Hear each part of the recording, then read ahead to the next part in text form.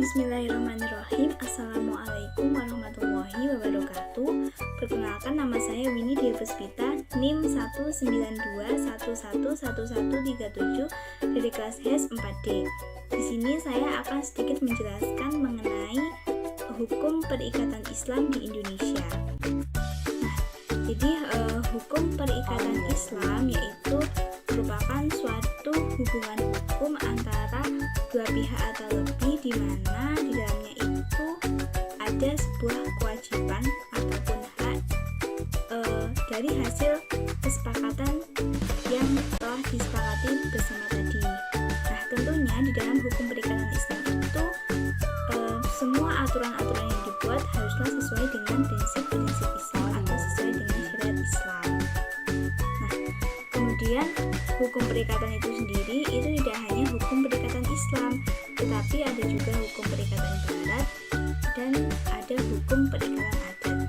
Lalu apa perbedaan dari hukum perikatan Islam, hukum perikatan Barat, dan hukum perikatan adat? Hukum perikatan Islam tentunya bersumber dari syariat-syariat Islam.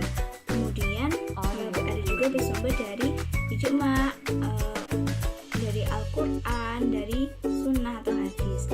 Sedangkan hukum perikatan Barat itu bersumber dari persetujuan, ada juga undang-undang BW.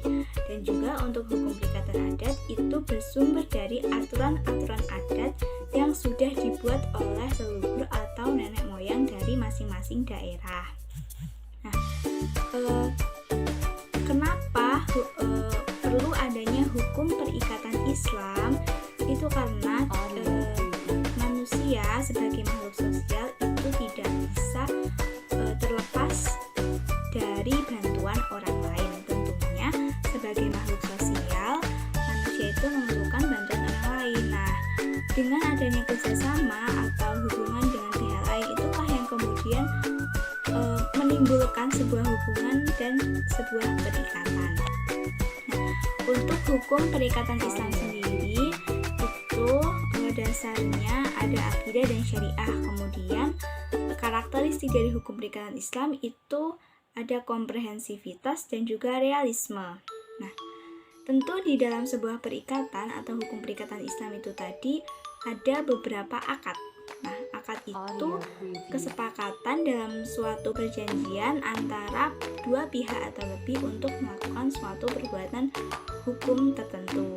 Nah, apa saja akad-akad yang ada di dalam hukum perikatan Islam itu? Tentunya banyak sekali, yaitu seperti beberapa di antaranya. Yang pertama, akad yang berkaitan dengan pertukaran dan kerjasama seperti barter. Ada juga sarf. As-sarf itu merupakan pertukaran uang dengan uang. Kemudian ada al-buyu atau jual beli, ada as-salam di mana kita memesan barang tapi membayar lebih dahulu. Ada juga al-istisna, itu hampir sama dengan as-salam. Kemudian ada ijaroh. Nah, kemudian yang kedua yaitu ada akad pemberian kepercayaan seperti wadiah atau titipan. Ada akad ar-rohen yaitu jaminan. Ada akad wakalah atau pemberian kuasa. Ada kafalah atau tanggungan. Ada ariyah atau pinjam meminjam, dan hiwalah atau pengalian hutang. Kemudian bagaimana sih kedudukan hukum perikatan Islam itu dalam lembaga keuangan syariah atau lembaga ekonomi syariah? Tentunya kita tahu ya, beberapa lembaga keuangan syariah itu diantaranya ada perbankan syariah dan juga asuransi syariah. Nah, sesuatu hal yang berkaitan dengan syariah tentunya berbeda dengan konvensional. Kalau di bank-bank atau asuransi konvensional kita tahu bahwa ada sistem bunga. Tetapi kalau di perbankan dan asuransi syariah itu tidak ada sistem bunga, melainkan mereka menggunakan bagi hasil atau mudharabah. Kemudian bagaimana tinjauan hukum Islam itu terhadap beberapa bisnis atau transaksi bisnis modern. Nah, kita tahu beberapa transaksi bisnis modern itu diantaranya ada MLM atau multi level marketing. Ada juga waralaba, ada juga e-commerce, ada EFT atau electronic fund transfer, dan juga ada kartu kredit dan persaingan usaha. Tentunya menurut hukum Islam semuanya itu boleh dilakukan, karena memang kita tahu bahwa di zaman saat ini tidak ada yang tidak menggunakan teknologi yang serba canggih.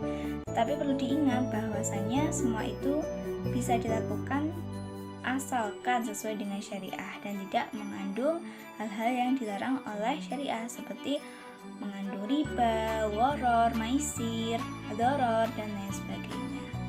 Nah, mungkin itu yang bisa saya sampaikan mengenai apa saja hal-hal yang berkaitan dengan hukum perikatan Islam. Ada kurang lebihnya saya mohon maaf.